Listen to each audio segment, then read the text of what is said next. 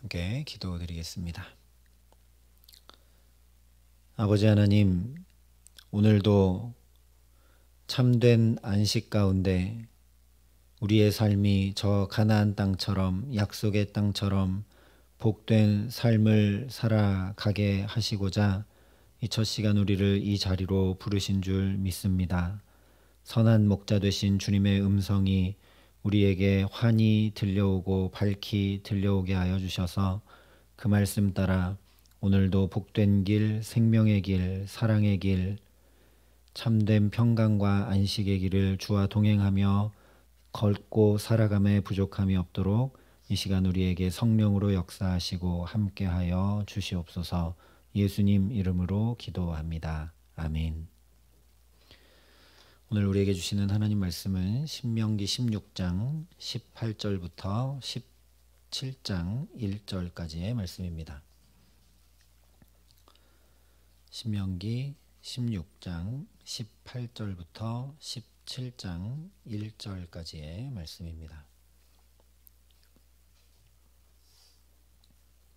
신명기 16장 18절부터 17장 1절까지 말씀을 제가 봉독해 드리겠습니다. 하나님의 말씀입니다. 내 하나님 여호와께서 내게 주시는 각 성에서 내 지파를 따라 재판장들과 지도자들을 둘 것이요 그들은 공의로 백성을 재판할 것이니라. 너는 재판을 굽게 하지 말며 사람을 외모로 보지 말며 또 뇌물을 받지 말라.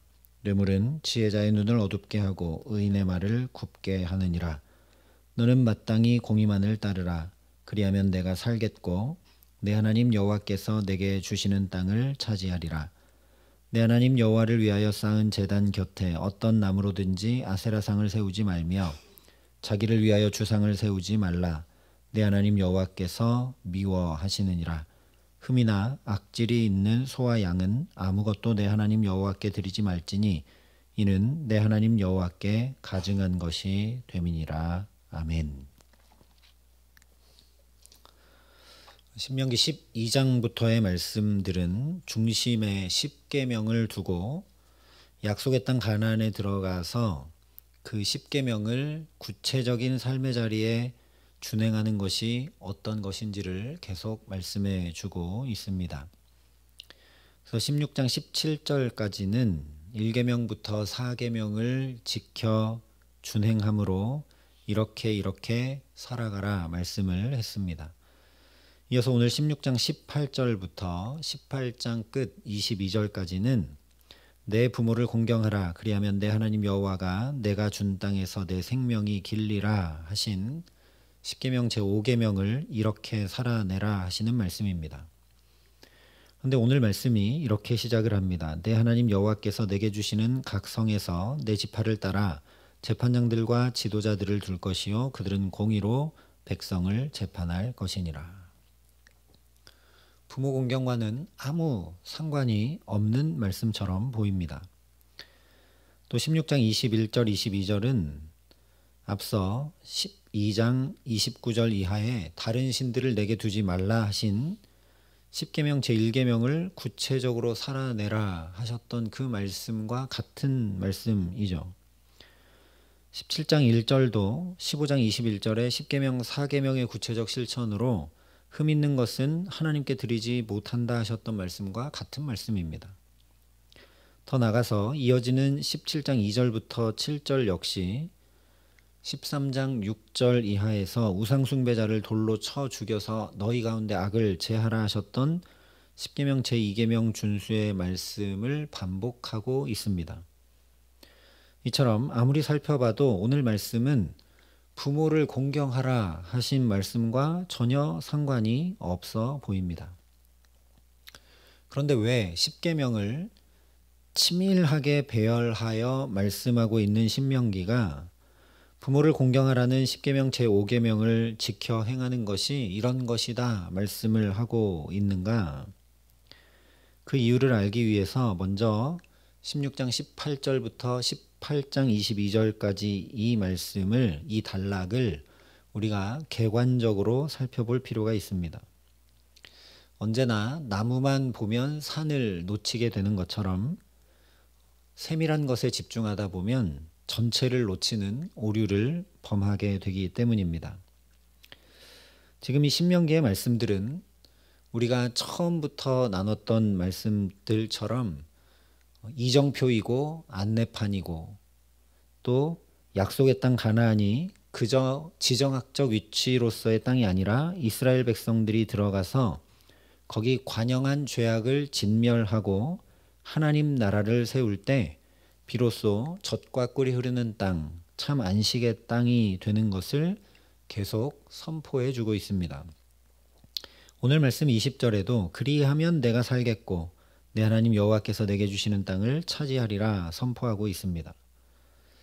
신명기 말씀은 가나안 땅을 기업으로 받은 것을 전제하고, 즉 가나안 땅에 들어갔을 때 거기서 어떻게 살 것인가에 대한 말씀인데도 불구하고 이 말씀을 따르고 지켜 준행할 때만 그 가나안 땅에서 살 수 있고 그 땅을 차지한다라는 것을 명확히 또 확인시켜주고 있습니다. 그렇기 때문에 하나님의 말씀을 청종하여 준행할 수 있는 구체적 방안이 반드시 필요합니다. 내가 의지를 가지고 결심하고 하나님 말씀 청종하고 준행하고자 하지만 우리는 다 연약하고 내가 홀로 그렇게 따르고 지킬 수 없기 때문이죠. 그래서 지금 말씀드리는 이 16장 18절부터 18장 22절까지 이 단락, 제5계명에 대한 구체적 실천을 말씀하는 이 단락을 보면 하나님의 말씀을 청종하고 준행함으로 하나님 나라를 세워가는 일을 이끌어갈 대표자 4명에 대해 말씀을 합니다. 16장 18절부터 17장 13절까지는 재판장, 17장 14절부터 20절까지는 왕, 18장 1절부터 8절까지는 레위 제사장, 18장 9절부터 22절까지는 예언자에 대한 말씀입니다. 함께 하나님 나라를 세워가도록 이 네 권위를 위임받은 자들이 어떻게 행해야 되는지 말씀해 주고 있다라는 것이죠. 간단히 정리해 보면 재판장은 공정해야 하고 왕은 하나님의 말씀을 평생 배우고 익혀야 하고 제사장은 하나님의 이름으로 항상 섬겨야 하고 예언자는 하나님의 이름으로 외쳐야 한다라고 말씀해 주고 있습니다. 그런데 이 네 종류의 지도자들을 말씀하시는 이유는 앞서 이야기한 대로 이들이 대표가 되어서 하나님 나라를 세워가는 일을 견인해 가고 이끌어 가야 하기 때문이죠. 그걸 다른 말로 하면 이 네 지도자들이 이끌어갈 때 나머지 백성들은 잘 청종하고 따라가야 합니다. 몇몇 위대한 지도자가 그렇게 행해 간다고 가나안 땅이 약속의 땅이 되고 복된 땅이 되고 하나님 나라가 이루어지는 것이 아니라는 것이죠. 이 지도자들을 통해 온 이스라엘 백성들이 하나님의 말씀을 준행할 때 참으로 연초부터 연말까지 하나님께서 돌보시는 복된 땅이 되며 거기서 이스라엘이 안식을 누리는 하나님 나라를 살게 됩니다. 그래서 이 말씀들은 그저 이스라엘을 대표하는 네 지도자에 대한 말씀뿐 아니라 이스라엘 모든 백성들이 그들 가운데 세우라 하신 이 네 권위를 어떻게 따라야 하는지에 대한 말씀이기도 하죠. 예를 들면 재판장이 공의로 재판하면 나도 공의를 실천함으로 살아가고 재판장이 공의를 행할 수 있도록 나도 돕고 재판장이 공의에서 벗어나면 그를 위해 중보하고 하나님의 말씀대로 세워갈 수 있도록 함께 협력하고 힘써야 한다라는 것이죠. 바로 여기에서 제5계명과의 직접적인 연관성이 드러나게 됩니다. 내 부모를 공경하라 하신 말씀의 중심에는 바로 권위라는 주제가 자리 잡고 있기 때문입니다. 땅에서 눈에 보이는 부모의 권위에 순종하고 그 말씀 따르지 않으면서 보이지 않는 하나님의 권위에 순종하고 말씀을 따른다는 것은 거짓일 수밖에 없게 되기 때문이죠. 실제 요한일서 4장에 보면 누구든지 하나님을 사랑하노라 하고 그 형제를 미워하면 이는 거짓말하는 자니 보는 바 그 형제를 사랑하지 아니하는 자는 보지 못하는 바 하나님을 사랑할 수 없느니라 분명히 말씀했습니다. 눈에 보이는 부모를 공경하지 않으면서 눈에 보이지 않는 하나님 공경할 수 없다라는 것이죠. 또한 이 지도자들을 통해 하나님의 말씀을 배우고 익혀 준행함으로 살아가지 못하면 부모 공경이 제대로 이루어질래야 이루어질 수 없게 됩니다. 출애굽기 말씀에서도 함께 나눴던 것처럼 자녀를 사랑하는 것은 인간 본성에 가깝지만 부모 공경은 배워야 되고 의지를 가지지 않으면 인간의 자연스러운 본성으로는 죄된 본성으로는 행하지 못하기 때문에 그렇습니다. 그래서 오늘 말씀에서 오늘 이 5계명을 보면 땅에서 잘되고 장수하리라 하는 약속이 주어지면서까지 하나님께서 다른 계명들과 다르게 말씀하고 계신 것이죠.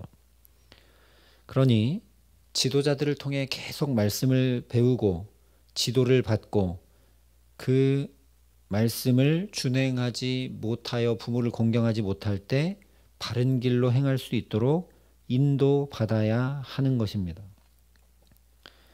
부모를 공경해야 하는 자녀만 그런 것이 아니죠. 모든 부모는 자녀가 부모를 잘 공경하여 하나님의 복을 누리고 안식하는 삶, 즉 하나님 나라를 이루어 갈 수 있도록 부모가 먼저 마땅히 공경받을 만한 삶과 신앙을 견지해 나가야 합니다.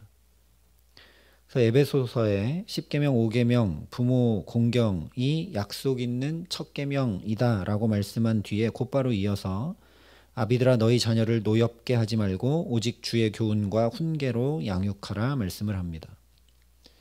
그러니 부모들 역시 지도자들을 통해 하나님의 말씀을 끊임없이 배워야 하고 지도자들을 통해 도움과 견책을 받아야 한다라는 것이죠. 이런 맥락 속에서 선포되는 말씀이기 때문에 오늘 18절이 이렇게 시작을 합니다. 내 하나님 여호와께서 내게 주시는 각 성에서 내 지파를 따라 재판장들과 지도자들을 둘 것이요 그들은 공의로 백성을 재판할 것이니라. 오늘 우리가 먼저 이 말씀에 주목하기를 원합니다. 좋은 지도자를 만나면 삶이 달라지게 되기 때문이죠. 박지성 선수도 히딩크 감독과 퍼거슨 감독을 만나서 그의 인생이 완전히 달라졌습니다.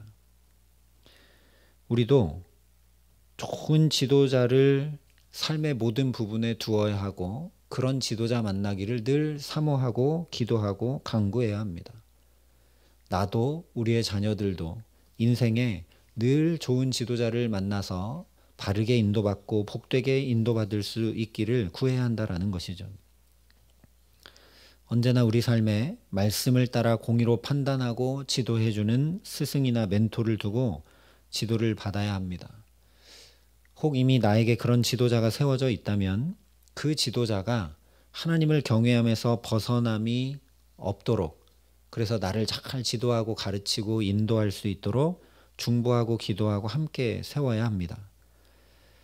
이 지도자는 신명기 말씀에 의하면 말씀드린 바와 같이 크게 재판장, 왕, 제사장, 선지자입니다. 오늘 우리로 말한다면 판단하고 결정하는 부분, 정치, 경제, 사회, 문화의 부분, 예배의 부분, 말씀의 부분에 나를 지도하고 안내하고 가르쳐줄 지도자가 반드시 있어야 한다라는 말씀입니다. 그 사람은 친구일 수도 있고 부모일 수도 있고 스승일 수도 있고 목사일 수도 있고 대통령일 수도 있고 심지어 우리의 자녀일 수도 있습니다. 그러니 겸손히 이들을 통해 배우고 귀 기울여 하나님의 말씀을 들음으로 은혜를 구하며 살아가야 합니다. 그런데 어른이 되고 나면 어느 순간 누군가의 가르침이나 지도를 받지 않고 내가 홀로 내 삶을 살아가는 경우가 대부분입니다. 사실 요즘 세대는 각자 도생이라고 말하면서 지도받기보다 각자 알아서 자기가 자기 삶을 살아가는 풍조가 만연합니다. 그런데 성경이 분명히 이 세대를 본받지 말라 하신 것을 기억하고, 또 오늘 말씀에 분명히 지도자들을 너에게 두어라 하신 말씀을 기억하고, 우리가 그 좋은 스승과 지도자들을 구하고 두고 지도받고 인도받고 견책받아야 한다라는 것이죠. 내가 100번 맞고 내가 가장 지혜롭게 잘 행하고 있다고 해도 스승에게 묻고 구하는 것이 내게 복입니다.